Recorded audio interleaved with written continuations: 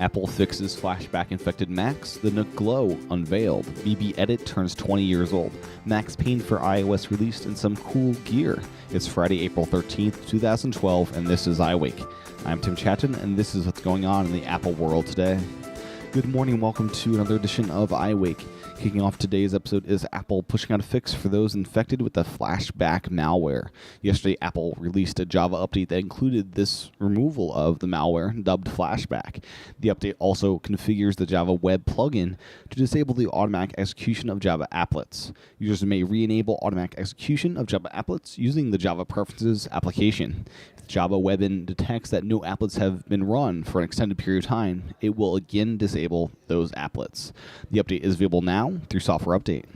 In other news is a follow-up from yesterday's A5 chip teardown. Evidently, the $399 iPad 2 being sold by Apple uses a new version of the A5 chip not included in last year's iPad 2. It's similar to that of the new Apple TV. The new chip, as mentioned yesterday, is around 41% smaller in size and consumes less power. There are no reports yet on how much battery gains the iPad 2 will have from this, but it could be significant. If you have a new 16GB iPad 2, I'd love to hear from you and see if there actually is any battery gains to be had. Now onto a bit of news from the Nest versus Honeywell lawsuit. For those that don't know, the Nest creates a pretty innovative thermostat, and Honeywell didn't like that they make one, and they sued. So here's a bit of Nest's response. Nest denies infringement and validity of the 7 patents asserted in a Honeywell complaint filed in that court on February 6, 2012.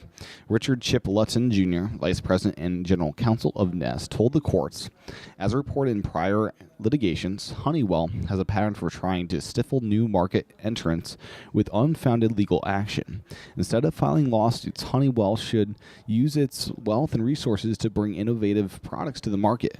Nest will defend itself vigorously in court and will keep our company's focus where it should be, on developing and delivering great products for our customers.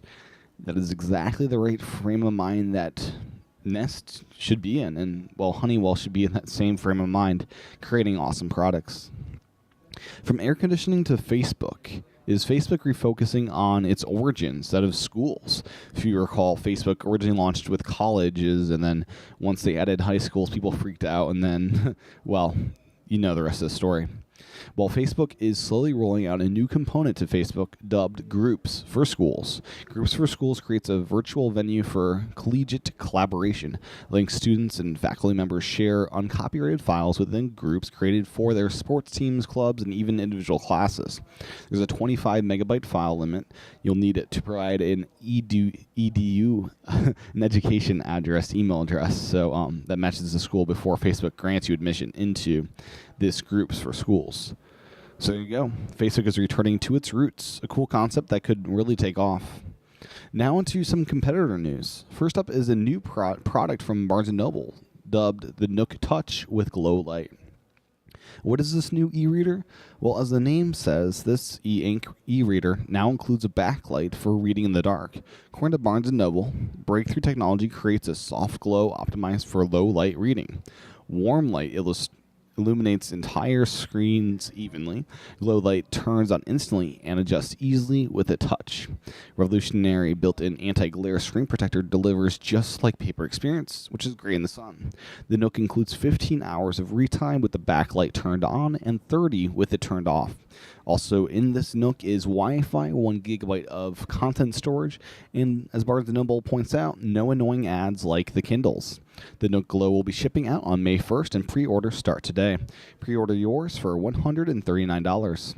If you have been waiting for an e-ink reader with a backlight, well, here's the device you've been waiting for.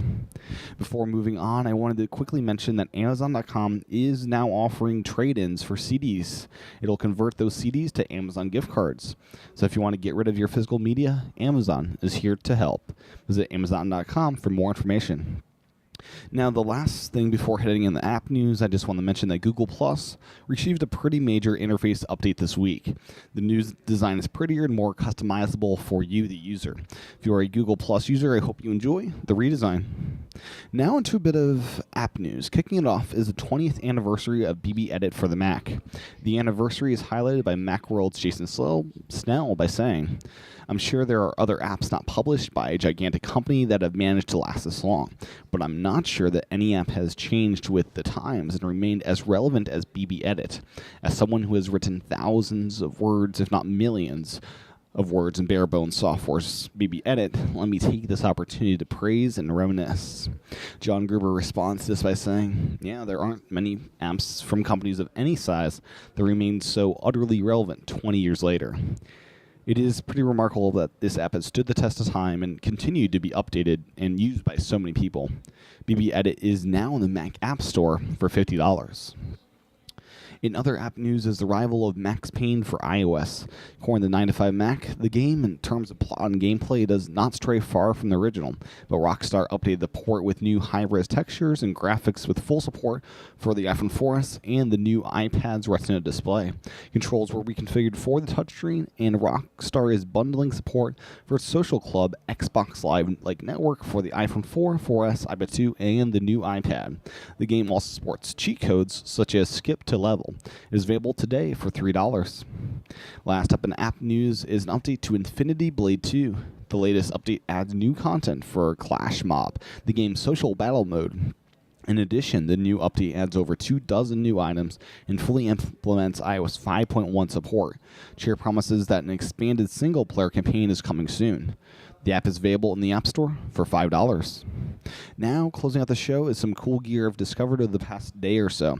First up is the Live Stream Broadcaster box. The $495 box enables you to live stream to the live stream service. The box connects through Wi-Fi, Ethernet, or USB-connected MiFis to the internet to stream in 720p or 1080p. The device can be controlled through an iOS app or through its rather slow LED interface. The streaming box includes HDMI input, audio input, USB, DC for power, Ethernet, and mini USB. The box can also be powered for 3 hours by 3 AA batteries. The box will set you back $45 a month to live stream, plus whatever internet cost you may have. This fee seems crazy and something that I'd like to see go away. The streaming box, as mentioned just a moment ago, runs $495 and starts shipping on May 31st. You can pre-order yours today. The other bit of gear I want to talk about today is the USB Super 16 port hub by ThinkGeek. As the name suggests, this behemoth includes 16 USB ports. With all of those ports, you could hook up an iPhone 2G, 3G, 3GS, 4, and 4S, plus an iPad 1, 2, and 3, as well as all 4 iPod Touches, and still have 4 ports left over. This is an amazing device for those that want to hook up a crazy number of devices. The USB hub costs $160. Head over to thinkgeek.com to buy yours today. Well, that's what's going on in the Apple world today. And that will do this week for some of us, but not everybody. If you are an iWake Again subscriber, tomorrow you'll have another episode.